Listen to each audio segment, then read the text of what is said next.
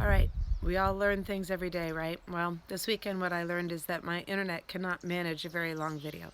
So I've broken the social stories video up into three separate sections. I know it's not very well done, but hopefully you'll get the gist of it and be able to make some social stories of your own. Ask me if you have any questions. Thanks. Hi. Today we're going to talk a little bit about social stories. Social stories are an antecedent intervention that's very powerful. Antecedent means it's something that you do before there's a problem.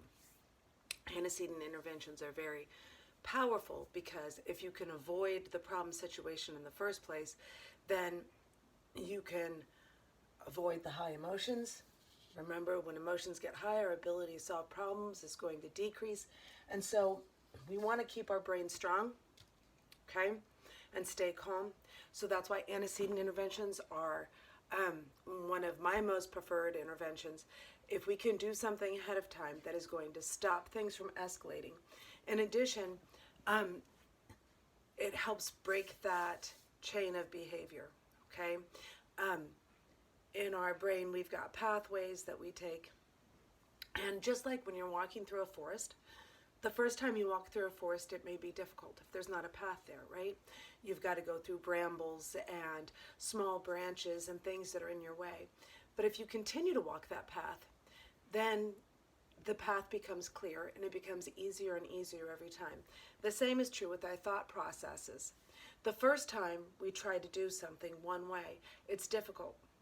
But the more we do it, the clearer that path becomes and the easier it is for that to be the default, okay? Meaning that's the behavior we choose in that moment. If kids are choosing a behavior when their emotions are high, that is not socially acceptable, not our preferred behavior, and we really want to help them change that behavior, we need them to stay calm so their brains can stay strong. When our brains are strong, that's when we can make that new path, all right? If we become upset, our brain's going to go down that path that we've gone down so many times before, whether it's the one we want to go down or not, right? Because our brain is weak. So antecedent interventions help us stay calm, solve problems, and build a new pathway so that we're choosing a new behavior that's helpful, all right? So that's one of the very important things about social stories is that it is an antecedent intervention. And one of the biggest contributors to anxiety is simply not knowing what's going to happen, how long it's going to happen, who's going to be there, what's going to be expected of me. This is where social stories can be very effective. Sometimes we think of social stories as things that we just use with kids that are really impacted by a disability. But if you think about it, we all use social stories when we're going into an unknown situation. If I'm going to go do a presentation that I haven't done before, I may be talking to myself about it. I may be practicing on my own and thinking to myself, okay, if this happens, then I'm going to do this. I may even talk to my husband about it. Okay, so listen, I'm going to go do this presentation. I'm concerned about this. What do you think is going to happen here? So he can give me some situations and then I know how I'm going to react, right? When we do a check sheet for our kids about their daily work, that's really a social story. We're telling them, these are the things you're going to do today. This is a timeline that we're going to do it. These are the things that you can earn, okay? It's taking away that anxiety of the unknown, all right? That helps our brain stay strong.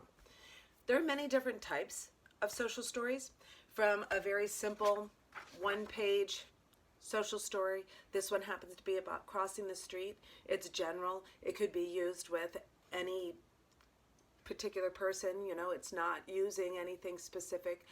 These pictures that are being used are called PECS. That's P-E-C-S, all capitals. It's an acronym that stands for Picture Exchange Communication System. Because way back in time, before we had Google Images, love Google Images, before we had phones that could take pictures of everything, before we even had cell phones, right? We still had kids that needed an alternative method of communicating. And so believe it or not, we special education teachers and people working with these populations years ago used to pay for floppy disks of a program that had all of these pictures, these kind of universal pictures that would communicate things, okay? You can find these online without needing to pay for them now, which is really nice. But in addition, we can also use... Okay, please continue with Social Stories Part 2. Thank you.